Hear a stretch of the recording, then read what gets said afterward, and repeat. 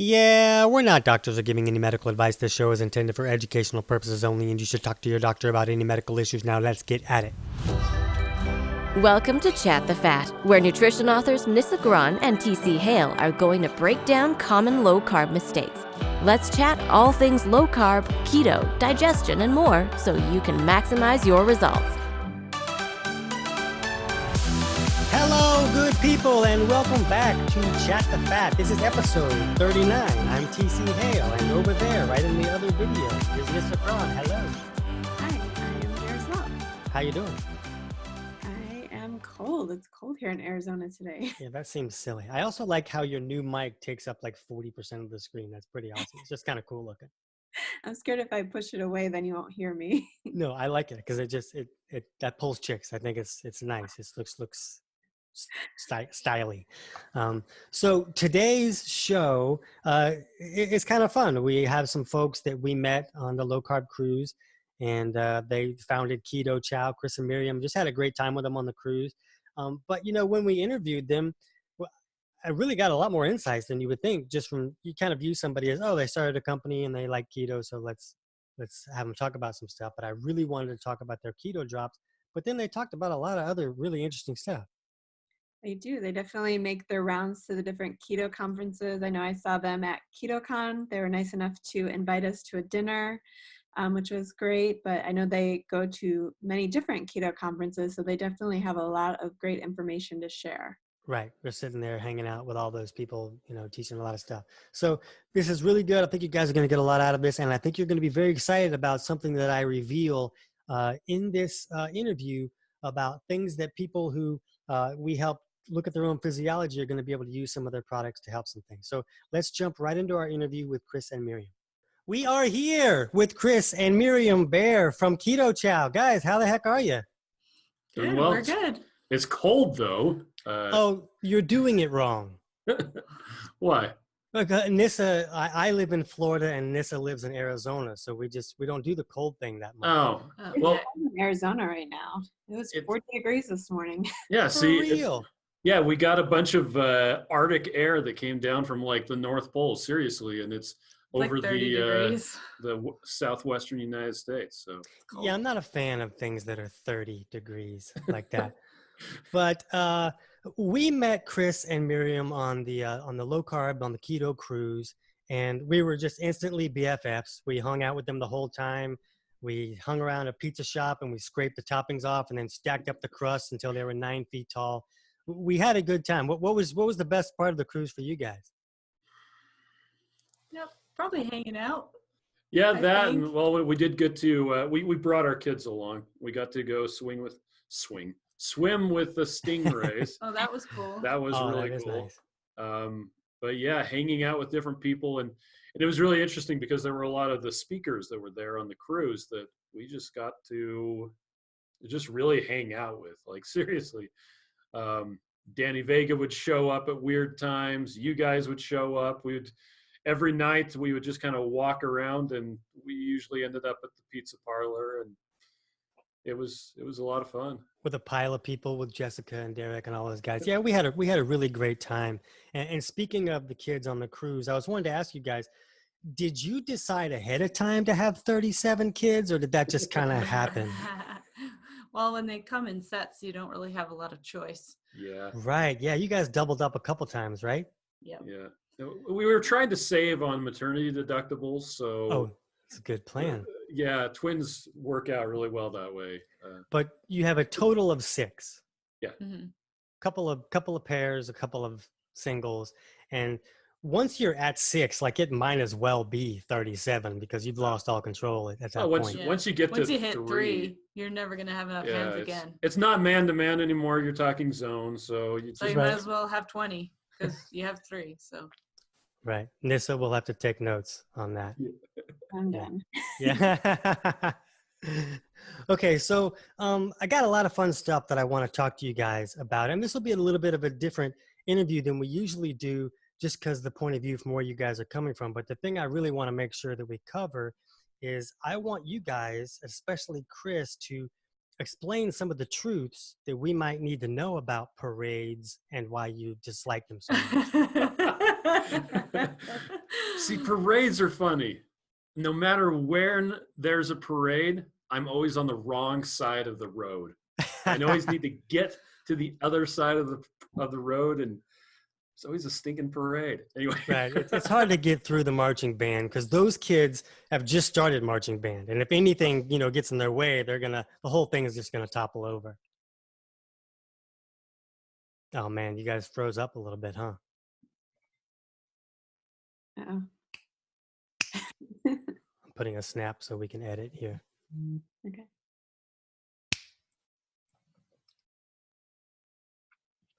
Should we turn video off?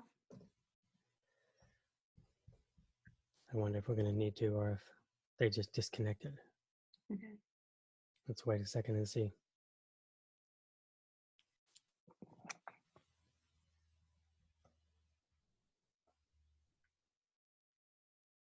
If they can hear us right now, they're just like, wow, they're not very good at interviewing. They just kind of sit there.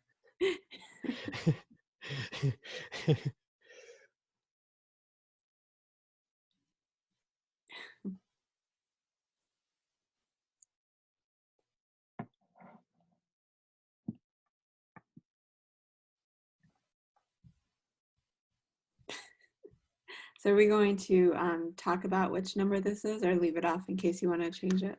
I think we can do 39. Okay. I think we're good with that. All right. That works. Hello. Oh, there's someone. hey, we're back. All right, cool.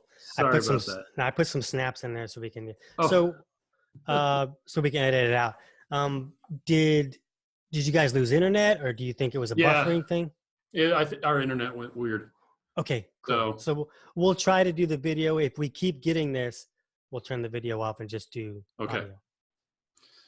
Anyway, so yeah. Okay, so I'll pick back up.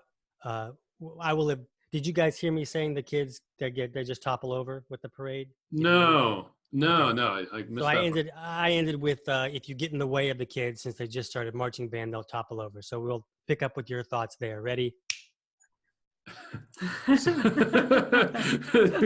Marching bands and parades. Okay. Well, it wouldn't be so personal if I didn't march in marching bands when Yeah. I was in high school. So I wouldn't want to tip over. Well, I was 8th grade alto sax. I know what it was. I had that little hook thing that held the little piece of paper on there so you could see your music. It's not something I brag about. Yeah. I was in the homecoming parade as one of the candidates, but we just threw candy at the people on the sidelines. That's good. That's because you're real pretty. That's probably why all that happened.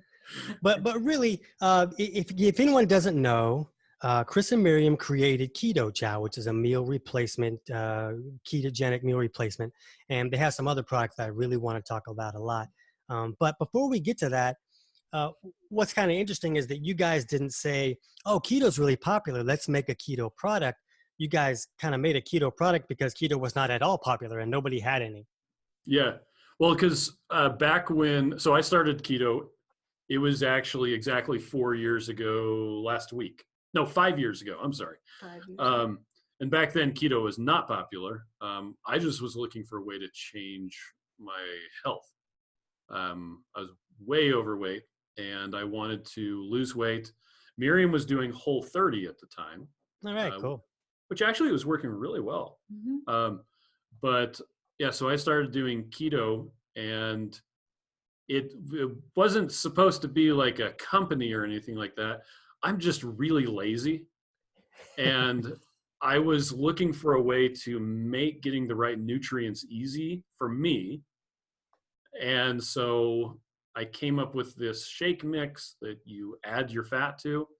The first one I tried was terrible, so I made a better one that used heavy cream as the fat source. And people kept on asking for me to send them some. And and Miriam was also working, like doing craft stuff. I convinced her to come and help me ship orders because we were just doing it on the kitchen table, and it was no fun. But yeah, she started helping me out, and it just kind of grew into this company. I quit my full-time job. Miriam has been helping out with this, and it's been an interesting journey. That's pretty good. And Miriam, how long did it take you to go onto the keto side from the Whole 30 side? I was a year later than Chris, so I just didn't want to give up the fruit. It was yeah. Well, we went to Keto Fest. Is that when you Yeah, it decided? was keto, after Keto Fest, So in 2017, the first Keto Fest. and decided to switch over. Yep, cross over to the dark side. Yeah, very good. Welcome over. Thanks for coming out. And then when did the mineral drops come about? So that It was wasn't that long ago. it was April of 2018. Yeah. We ran into a company that does the actual manufacturing at a different trade show, and Miriam decided that we should have it. We had to have them because they're great. Yeah, they really are. And I'm not, I've never been a big shake guy. We even tried to make a shake at one point. But we were like, we're only going to put the best things in it. This was probably 10 years ago and it was really hard to source things. We're like, we're only going to put the best stuff in it or we're not going to make it. And we did that. And by the time we got all the best stuff in it, each canister was like $87. Right? Yeah. It was just, so we're like, okay, we're going to ditch this little, but I have always been really psycho about the mineral drops. And you guys saw me talking at the cruise and you got into that. We kind of help people look at their own physiology and understand how their body's processing foods and maybe adjust foods and supplements according to what imbalances they may be dealing with or broken stuff in their body and all that kind of stuff. So we see a lot of people that are very electrolyte deficient. And usually they're not breaking down food enough to pull minerals out of their food. So we've always had them do these mineral drops. But I'm excited to share with our audience some aspects of your mineral drops. And it might even freak you guys out a little bit. What I want to know is you have 3 different versions of the mineral drops. And what was it that made you guys decide, oh, we need 3 different ones? Okay. Well, we can kind of start from there. Do you want to talk about, we started with the electrolyte drops. We started with the electrolyte drops, and we actually used to call them fasting drops because we figured you could use them for fasting. And then we ran into Megan Ramos from the IDM at a conference, and she said, these are so great, but my renal patients can't have that much potassium. I wish you had something that was like this, that just had a ton of sodium and not any potassium, because then they could take this. It'd be so great. So we actually went back to our manufacturer and said, hey, this is what we want. So we formulated another version of the electrolyte drop, which is now called the fasting drops. Because we're trying to confuse everybody. Yeah. That's so good. I like to do that too. Yeah. So we called the original one electrolyte drops, and this one we called fasting drops. And then as we were, kind of getting that fasting drops going, we found that they could produce one with just magnesium. And so often you'll get headaches or leg cramps, and you take the electrolyte drops and it does help a lot. But if you just had just magnesium, at least with me, that's what I noticed I was lacking. And so we decided to pull on the magnesium as well. Yeah, so the electrolyte drops is kind of a balance of sodium, potassium, and magnesium. The and fasting chloride. drops. Yeah, and chloride, yes. And it also has a bunch of trace minerals because all of it is made from purified water extracted from the ground. From the what? You kind of broke up a little bit there. Oh, from the Great Salt Lake, because we're from Utah, so obviously. Right. We went out there to interview Dallas and Melissa Hartwig for our movie, and while we were out there, we also got invited by Real Salt to come and tour their salt mines. And so we took our cameras down there, and they took us on a tour, and it was amazing. It's just unbelievable. And they let us take home big hunks of salt. Salt, yeah. It's so great. Yeah, that's a good time. Yeah, but so because it's got all those trace minerals that are, for instance, you take like pink Himalayan salt, and it's mostly just sodium with chloride, essentially no potassium, very little magnesium, and a few trace elements. The stuff that we have has quite a bit of those trace elements, along with the other minerals. And so, yeah, the electrolyte drops it's kind of a balance thing for general hydration and keto.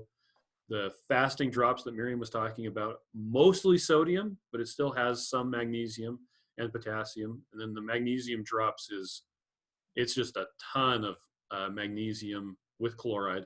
And it is magnesium chloride as well. It's almost as bioavailable as magnesium citrate, but it doesn't cause the bathroom problems. Right.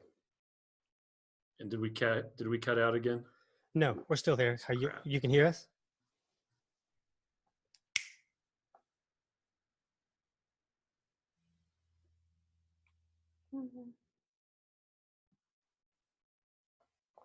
And we're back.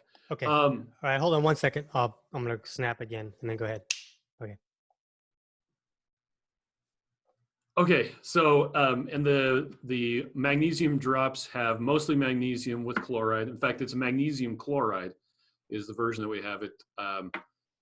It's almost as bioavailable as magnesium citrate, though it doesn't cause the bathroom problems that you get with that. So, and one thing that's really important is that most people that actually need to supplement minerals, they need to because their body isn't making enough hydrochloric acid to actually break down the food correctly. And the trick is that your body needs minerals in order to make the hydrochloric acid. So they get stuck in this catch-22 circle of death, forever.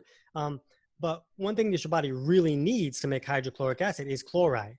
So it's hydrochloric acid. So chloride is a really big thing. So I was really excited to see that you guys were having plenty of chloride in there. So what I want to do is explain something this just might freak you guys out and open up a whole new world, because I always want to explain this to our listeners, because we have been promoting the drops like Concentrace, and there's another one out there, CMS or something. It's actually the guy who actually originally started Concentrace, and then he sold it, and then he's like, now you guys aren't making it right anymore. I'm going to make another one again. Yeah. But with most of the drops out there, they are magnesium predominant, to where most of the ingredients are magnesium, which, like Miriam was saying, is really great for some people. But what we teach people is basically at the cellular level, we're always in either this, what's called a catabolic state, which happens during the day, or an anabolic state at night. And that's kind of like when the body is resting and rebuilding and doing all those things that we have to do at night to stuff breaks down during the day. We create energy really good during the day, and then we rebuild, repair, and then the body's all new again. Good job. Way to go, body. Yay. So we like both of those things to happen. But some people will get stuck in one state or the other most of the time, and they can't switch back and forth. And it ends up creating a lot of significant problems like, chronic constipation, or in the other direction, chronic diarrhea, anxiety, insomnia. There's a lot of issues that can come from these being stuck in one place. So we would find all of these people who needed to lift their mineral levels. And so we would tell them to use these drops. But since they had so much magnesium in it, magnesium is actually the most pro-catabolic mineral that there is. So when somebody is already stuck in this catabolic state, if they start taking a magnesium supplement, because everybody says all the cool kids are taking magnesium, everybody's got to take magnesium. If they take it, they can run themselves into the ground. And I know that I did that. I was an insane insomniac. I would sleep like every January is basically how I would do it. So I was taking magnesium, and I was finding, because I heard that would help people sleep. And there's a reason it helps some people sleep, but it was making me much worse. And eventually I learned it's because it's pro-catabolic. So what I'm so excited about is that we find all these people that are very overly catabolic, but they also need mineral support. And now you guys have these drops, and you have a version that is basically balanced, that you call the electrolyte drops. And it's kind of a balance of magnesium and potassium and some other stuff. And potassium is the most pro-anabolic mineral that there is. So when you have a balance of those two, you have kind of a balanced mineral supplement at that point. But then you guys also have the fasting drops, and those are the ones that have the higher potassium amount, correct? Higher sodium. Higher sodium, and they have the ones, they have some potassium, but the lower magnesium amount. Yeah. Right. So if a person is stuck in this catabolic state all the time, they could take the fasting drops without magnifying their catabolic imbalance. And what we see, and which I'm sure a lot of people have seen out there, is they'll use these drops and like, oh my gosh, I feel so much better, I'm going to use more. And they're like, I feel even better, I'm going to use more. Wow, now I can't get off the toilet. Because an excessive amount of magnesium for someone who's already catabolic kind of forces the body to send too much water to the bowels, and that's why they get loose. And that's why magnesium supplements in excess for some people will create that, and for some people it won't. So I'm excited that you guys have basically done what we do with other supplements, is we break them down into according to whose chemistry they're right for. And it sounds like you guys accidentally did that, and I'm going to tell everybody to use the right one, and it's going to go off the hook. Okay. Sounds fantastic. Yeah. So I'm just excited about that. And, you know, the same thing goes with what you're doing with your meal replacement powder, is that you allow people to add their own fats to it. Yeah. And what's great about that is that we teach people that fats like olive oil are pro-catabolic, which can be very beneficial for someone who's stuck in this anabolic state. And then these other fats like coconut oil or heavy cream can have a pro-anabolic effect and can really save the life of somebody who's really stuck in this catabolic state. So I don't know of anybody else out there who's doing this, who's taking their powder and allowing the person to add the fat that they choose, which really can help people customize it to fix imbalances that they're dealing with. Most people tend to include the fat with it, so it's just add water. There's a couple of issues with that. Number one, it removes a lot of the flexibility. You can't use butter. You can't use avocado oil. You can't use coconut oil. You can't use heavy cream. You have to just use whatever they decided that you're going to use, which oftentimes is MCT oil, which can cause issues for some people. MCT oil, I actually did an experiment where for 100 days, I only ate Keto Chow. And while I was doing that, I was trying different fats in isolation, because everything was exactly the same. I was just changing up the fat to see what it would do to my lipid panel. Got some really good information that I gave to Dave Feldman, and he kind of geeked out about it. But when I did avocado oil with MCT oil, it jacked up my triglycerides. It bottomed out my HDL. It's just really interesting. And so if you want to use MCT oil so that you can improve your ketones, hey, that's great. But yeah, we're not forcing you to use anything like that. And the other issue with including the fat is if you're making it into a powder, you have to powder it on something. And if you powder it on something, most of the time that's either maltodextrin, which is just starch, or dextrose. Or dextrose, which is glucose, or you're using some other powder, and it's very difficult to do a ketogenic diet with a powdered fat. Plus, it's more expensive. I'd rather people can just get the fat that they want at a good price, use however much they want, because I mean, I don't use the same amount that Miriam does, although when I mix it up and then my children steal it because they like easy breakfast in the morning using Keto Chow, they inevitably use however much I put in there. So and when somebody's first starting keto, they might not want to use as much fat because their body's just starting to adapt to process that effectively. Otherwise, it's going to shoot right out the back door, and then they're on the toilet all day. So I like that a person has the ability to start with small amounts and increase that. And when you did 100 days of just Keto Chow, what adjustments did you make after the first time you punched somebody in the face for no reason? How did you do on just 100 days of just drinking things? You know, it actually, I was chewing sugar-free gum. I had done an earlier test where I only did like just Keto Chow, salt, and water. And I didn't notice any difference between that and when I was using sugar-free gum. So I included sugar-free gum when I was doing my 100 days, but I did miss smoked meat. Yeah. Or just anything of food substance. Nissa, in any of your crazy diet things, did you ever do like a long stretch of just liquid? No, I had the Slim Fast twice a day, and I think that lasted about 3 days. Well, when I made Keto Chow, I always tell people the end user experience that we're looking for is you finish drinking it and you kind of like shake the bottle a bit and try to get those last few drops because you're really sad that it's gone. Right. And most people tend to agree that, yeah, we nailed it. When I finished the 100 days, my very first meal literally was chocolate mint keto chow.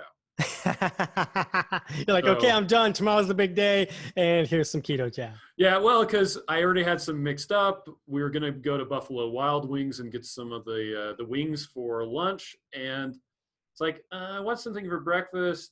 Okay, chocolate mint. But right now, I'm trying to stick to just keto chow and meat, and that's actually working pretty well. Oh, nice.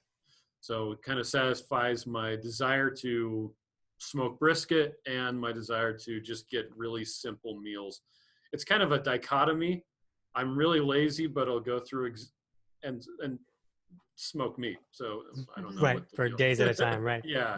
My husband does that, and it takes forever every time. He has to ask my permission because he knows I get frustrated with how long it takes. Yeah, what I really like is when Jason, he'll cook like a cow's worth of meat and then be like, oh, I'm going out of town for a month tomorrow. Yep, he does So that. eat all this. Oh, Jason, he's great. Uh-huh. So what other insights did you gain just from all of your making yourself a lab rat? I love doing that. It's the most fun.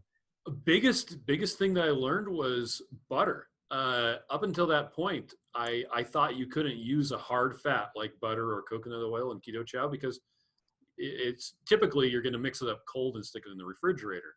Right. But we were coming out with some savory flavors, the tomato basil, the spicy taco, and the beef base, in addition to the chicken soup flavor that we had. And those ones you're supposed to mix up hot. And so I planned, okay, for 2 weeks I'm going to do butter. And out of the blue, we were at Low Carb Denver, and I was mixing up keto chow with avocado oil using the blender, using an immersion blender. And I was like, wow, this works really well. I wonder what happens if I use melted butter. And it mixed in great. It emulsified. It doesn't separate. You stick it in the fridge, pull it out 3 days later, and it's still in solution. Oh, wow. And butter is amazing. The fatty acid profile of butter is one of the best I've ever seen as far as it's full of C16, which there's Michael Eads has a really cool talk from Low Carb Denver 2018 where he talks about how the mitochondria break stuff down. It's really interesting, but the end result is there's a mathematical formula that tells you how ketogenic a fat is. Oh, nice. And according to that, you want a saturated fat, specifically C16.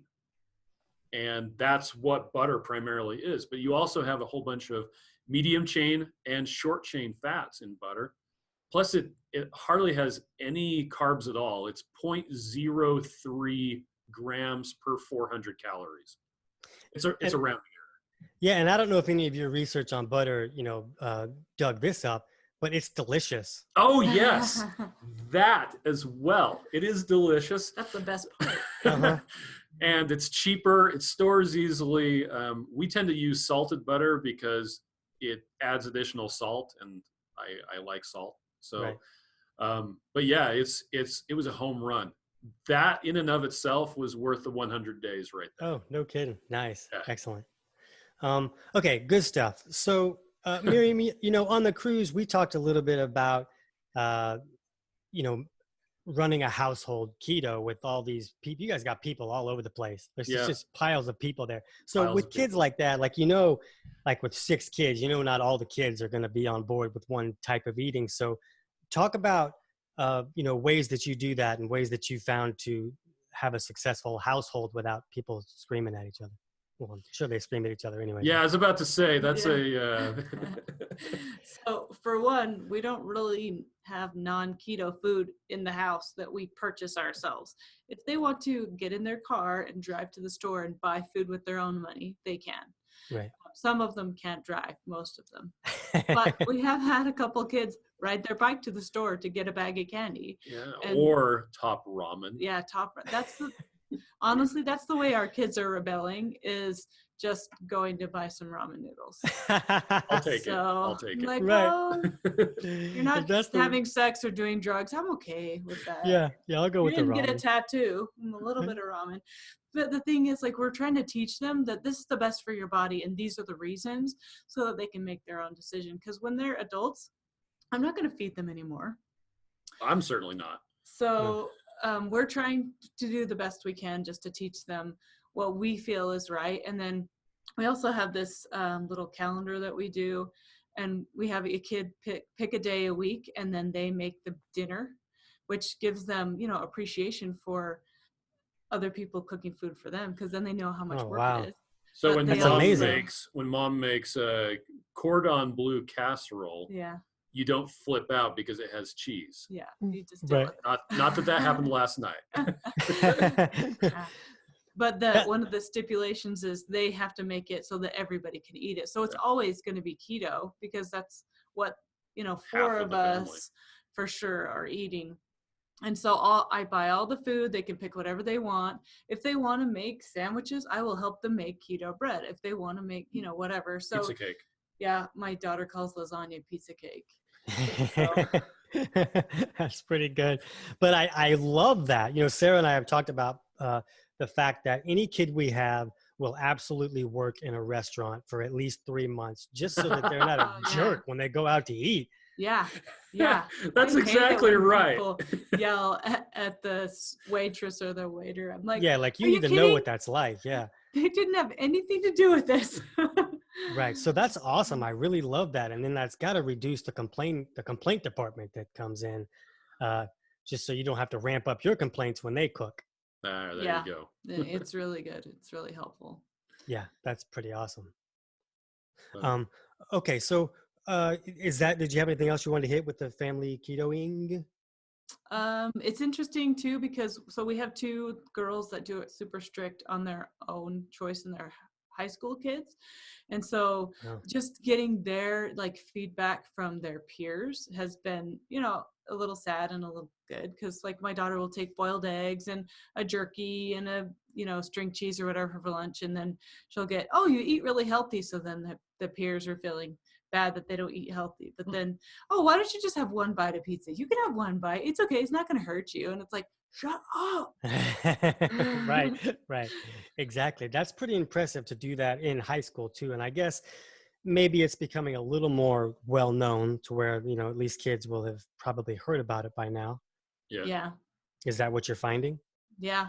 Well, and they can just say, "I'm choosing to do this." They don't have to lie. I feel like for a while you felt like you'd have to say, "Oh, I have diabetes." No, you don't have to say that. You can just say, "No, this is the diet that I eat."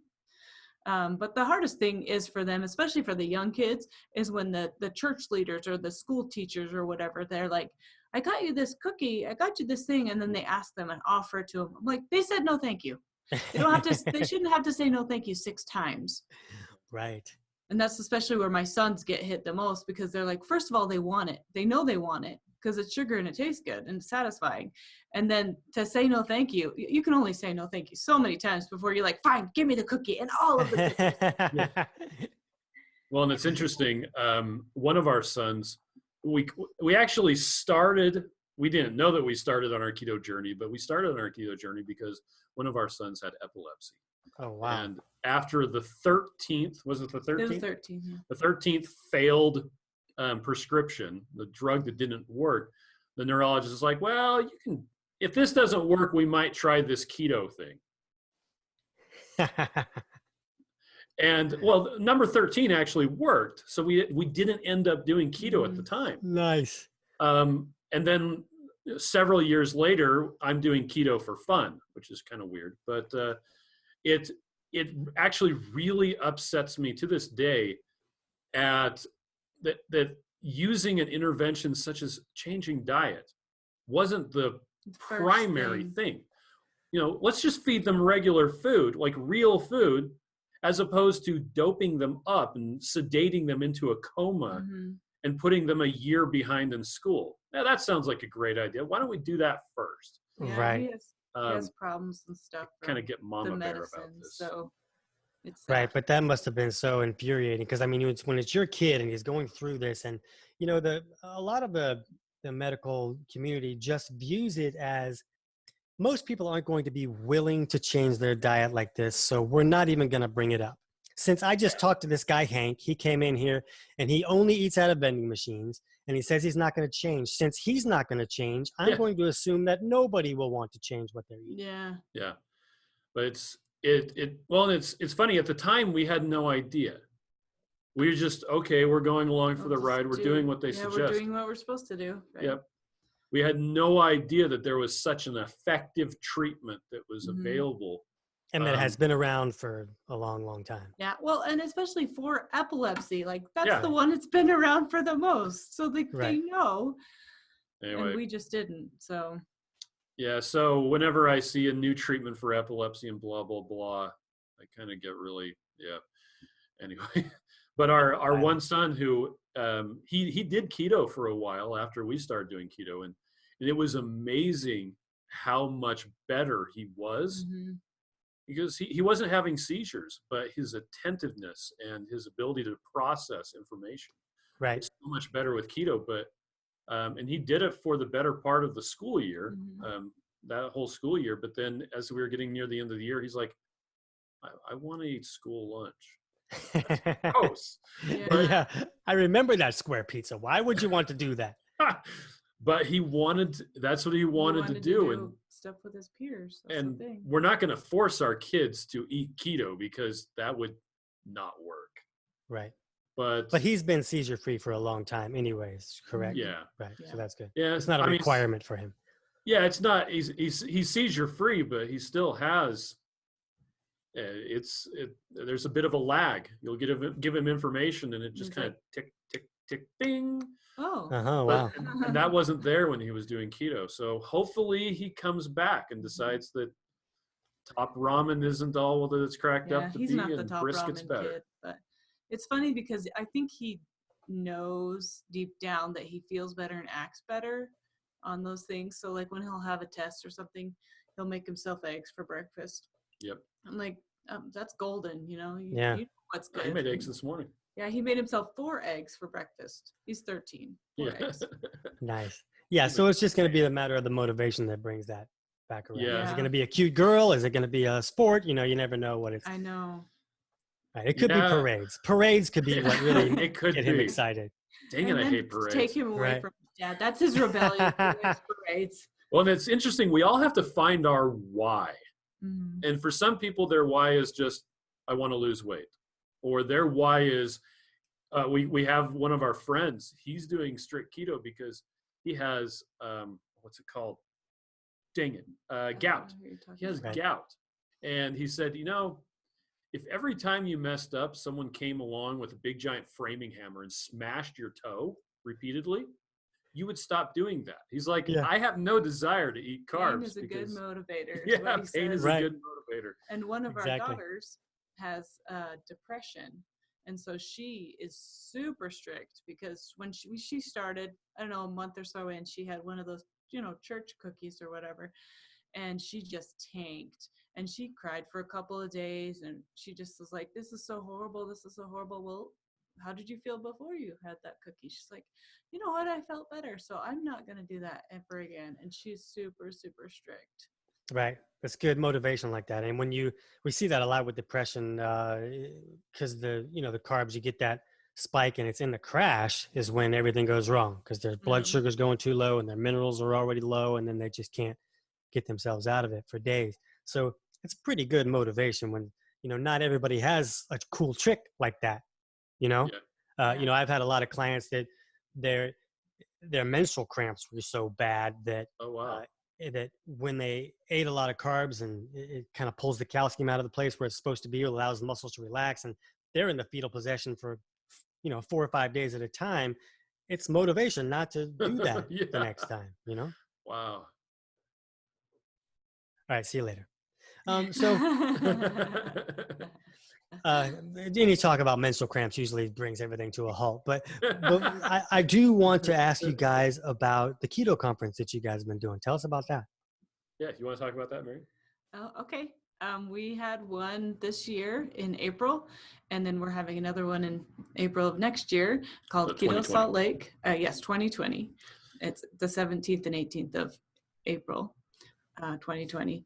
And we had just a bunch of random people that we met at different conferences, speakers, doctors, just people that we liked. We just called them up and said, hey, we want to do a conference. Will you come and speak? And they're like, yeah, well, okay, great. So we had 17 last year.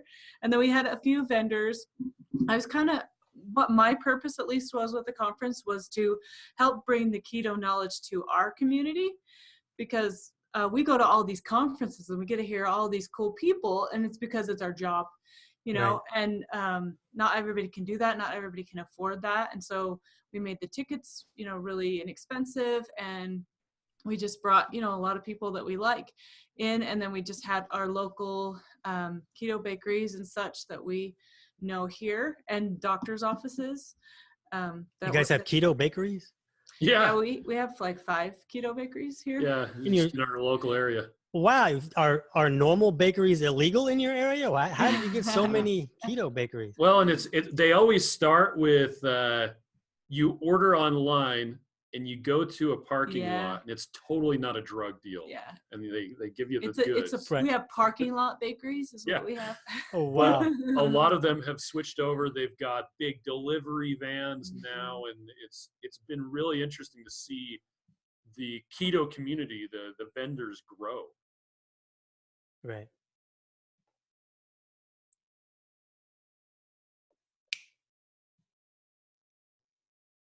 Nissa, you want to start telling the rest of that story now? Okay. And we're Are you back. back? There we go. Okay, wait. I should have You should have what? I should have hardwired the internet connection. Oh, okay. Hold on. So you said it was interesting watching it grow. Ready and. Yeah.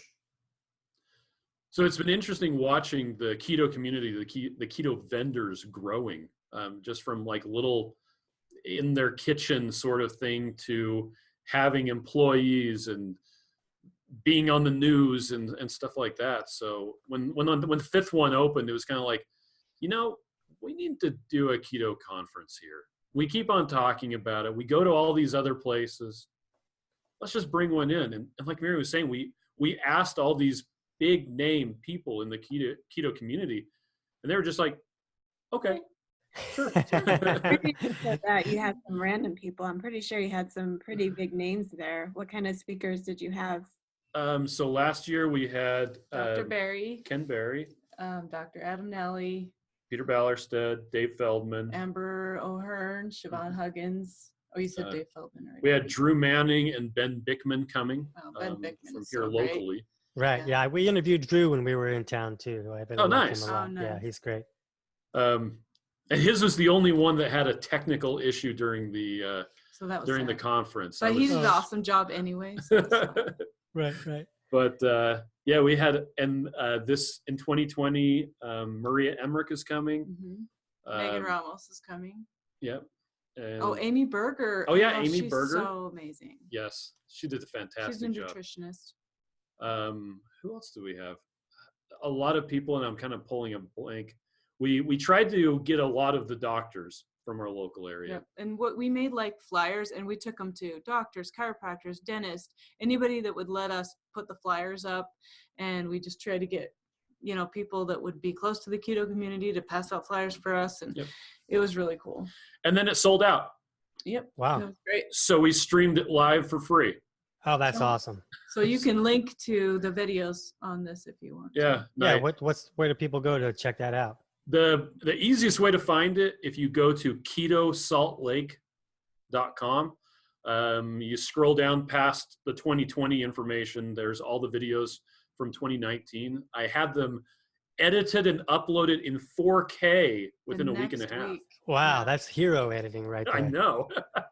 Okay, yeah, send us the links for that, and also where people can find out stuff, and we'll put them on the show notes page at chatthefat.com/episode 39. Nice. So people can check that out for sure. You know, but we got to wrap here soon. But before we go, I want to ask you about this, the processed food red herring. Oh, yeah. So what I mean by that is you hear a lot about how we're going to use quote unquote processed food is bad. The issue with that is, what does that even mean? Processed. I was eating Sunday lunch with my kids, and we had a bunch of cheese, and we were eating, and it was delicious.